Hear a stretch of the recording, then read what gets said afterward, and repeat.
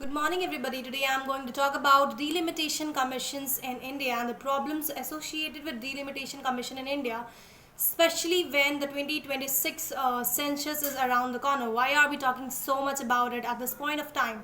But before understanding the problem, let us understand the history and the background of delimitation commission so that things become crystal clear about it.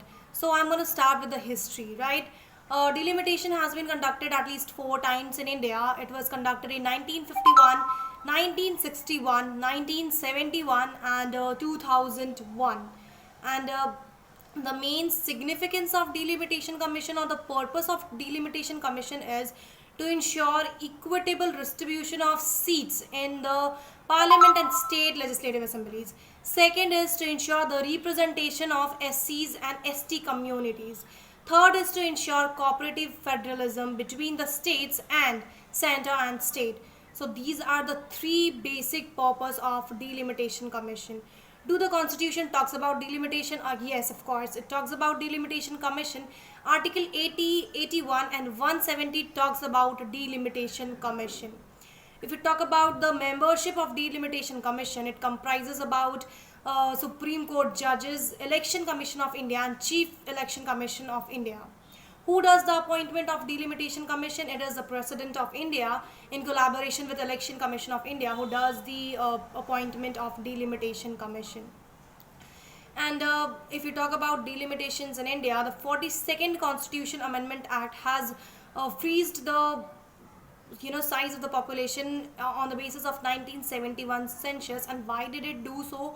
So that it can ensure the equitable distribution of seats on the basis of 1971 population, because we know that in India population explosion took place between the north and the south. This disparity increased so much that if we go with the population thing, then the south states will feel problematic, because of course they will be feeling cheated. They were the one who ensured the strict adherence to family planning, so they are going to feel cheated for sure if delimitation is done on the basis of population, and that to 2026 census, when most of the northern states have increased their population, right? So this is the main problem that we are going to discuss in today's video, right? What is the problem of a delimitation commission if the census of 2026 is taken into consideration? First, I said population thing. The south will feel cheated because they have adhered to some family planning, strong family planning. Second is that we know that the population of southern states is only 18%, right? But they contributes to about 35% of India's GDP. And this is how they're going to get power on the basis of population. Of course, it is not going to do well to southern states anyway, right? Third is that regional parties are going to feel cheated, as we know that MK Stalin always goes and talks about the problems associated with delimitation on the basis of 2026 census, right? Structural problem, what it can happen is that we know that if 2026 population is taken into consideration, census population is taken into consideration, then the size of the Lok Sabha seats is going to be increased to about 1400, right? It is going to be increased to about 1400. Right now we have 543 seats for parliament, right? But if 2026 census is conducted, it is going to increase to 1400, which is a huge number, and we don't have that much seat. New Parliament House has been built, but it has only 888 seats, right? So this is going to raise problem again. So what is the solution? What can we do? First of all, we can go and follow some international practices as USA, European Union does. They have USA has capped its population from 1931 itself, and if population is increasing, they are maintaining it on the basis of equal proportion. So we can also follow that. Second is European Union. It follows the principle of digressive proportionality, so we can follow that also.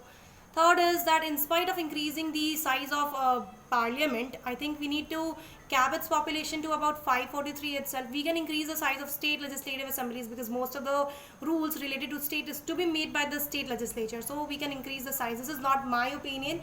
This is the opinion of experts. And third is that we can give more power to local bodies. We can give devolution power, more devolution funds to the local bodies, so that they can ensure grassroots democracy. So these are some of the way forward or the solutions which we can do to ensure democracy at grassroots level and to ensure federalism, because main function of this delimitation is to ensure federalism, right? So this is how we can ensure federalism, to giving by giving equal representation to all the states. And it is always a misconception that south states are going to face the wrath of this delimitation. So it is not like that. Even north states like Punjab and Haryana, whose population has not increased to that extent, they are going to face the problem, as their representation or the seats in the assemblies and parliament is going to decrease. So this is going to impact both north and south, but I don't know what we're going to do about it. But government needs to look into it at very close eyes, and we are doing it already. Let's see what happens. So this was all about the delimitation commission in India. Thank you so much. Bye.